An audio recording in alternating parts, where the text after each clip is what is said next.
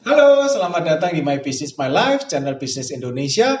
Di sini kita akan bahas, ngobrol, dan tanya jawab berbagai hal tentang mengelola bisnis kita bersama saya, Nityanto Yudo. Dan kali ini kita akan membahas tentang produk. Apa yang akan saya sampaikan pada episode kali ini adalah bagi Anda yang telah memiliki suatu produk yang menjadi andalan Anda, yang sudah menjadi produk utama Anda, maupun yang belum memiliki produk utama yang nanti akan menjadi andalan.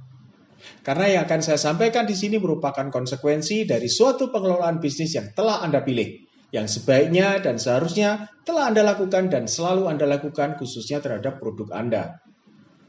Hal apa saja sih yang harus kita perhatikan pada saat harus menyediakan produk yang akan kita jual? Baik produk berupa barang atau jasa, dan yang akan kita buat atau lakukan sendiri, atau yang dilakukan dengan pihak lain, atau dibuat produsen lain karena kita menjadi reseller. Yang pertama dan terutama adalah produk, yang merupakan salah satu bagian penting dalam suatu bisnis. Selain pasar dan pelaku, tanpa produk, tidak akan terjadi suatu perdagangan yang menjadi dasar adanya suatu bisnis. Produk bisa berupa barang seperti fashion, kerajinan, makanan, hasil pertanian, perikanan, perkebunan, hutan, laut, dan sebagainya.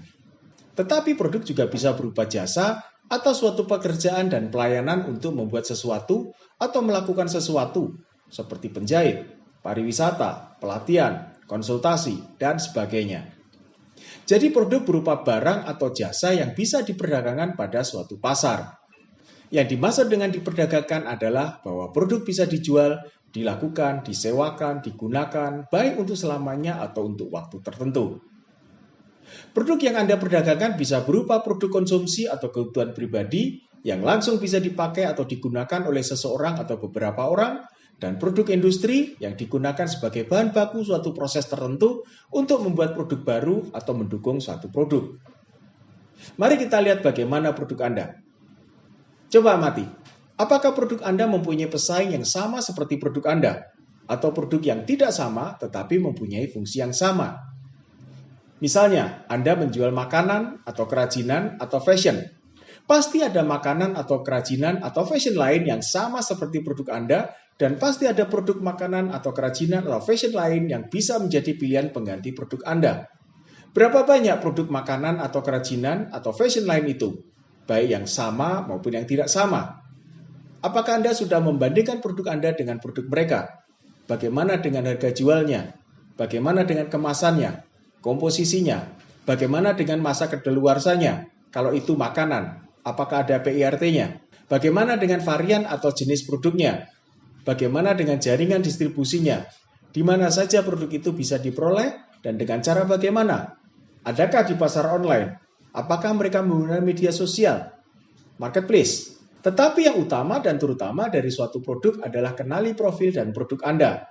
Tidak hanya sekedar tahu bagaimana bahan baku hingga proses pembuatannya, tetapi juga tahu pasarnya, siapa yang memakai, siapa yang membeli, bagaimana agar mereka tahu produk Anda, di mana mereka bisa memperoleh produk Anda, mengapa Anda membuat produk tersebut, dan sebagainya yang akan saya jelaskan pada channel My Business My Life di episode berikut. Apapun yang terkait dengan profil dan posisi produk Anda di pasar, Anda harus, perlu, dan wajib tahu dan memahami semuanya.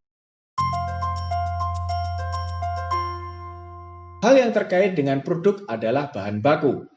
Faktor terpenting suatu produk adalah bahan baku atau raw material, yaitu satu atau beberapa produk yang digunakan untuk menghasilkan produk lain untuk diperdagangkan. Apapun produk Anda, harus bisa mengidentifikasikan bahan baku yang digunakan untuk produk Anda, baik berupa produk lain yang nantinya harus diproses dulu, atau yang bisa langsung Anda perdagangkan, atau harus Anda gabungkan dengan produk yang lain dan baru bisa Anda perdagangkan. Anda harus tahu di mana dan bagaimana Anda bisa mendapatkan bahan baku untuk produk Anda. Berapa banyak bahan baku yang diperlukan? Apakah bahan baku tersebut mudah diperoleh? Apakah Anda harus mencari atau membeli sendiri bahan bakunya? Atau menggunakan vendor atau pemasok? Siapa saja vendor Anda dan bagaimana kondisinya? Kemudian bagaimana penyimpanan bahan baku tersebut? Dan yang terpenting dari bahan baku adalah berapa biaya bahan baku untuk menghasilkan produk Anda. Berikutnya adalah peralatan produksi yang digunakan untuk membuat produk Anda.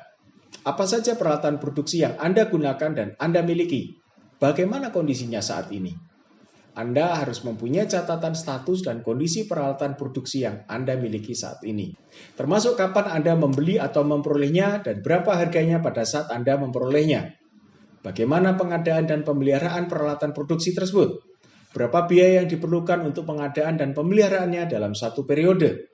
Selanjutnya, untuk membuat atau mengadakan produk, kita harus membuat dan mempunyai catatan mengenai proses pembuatan produk yang nantinya menjadi standarisasi dan tolak ukur produk kita.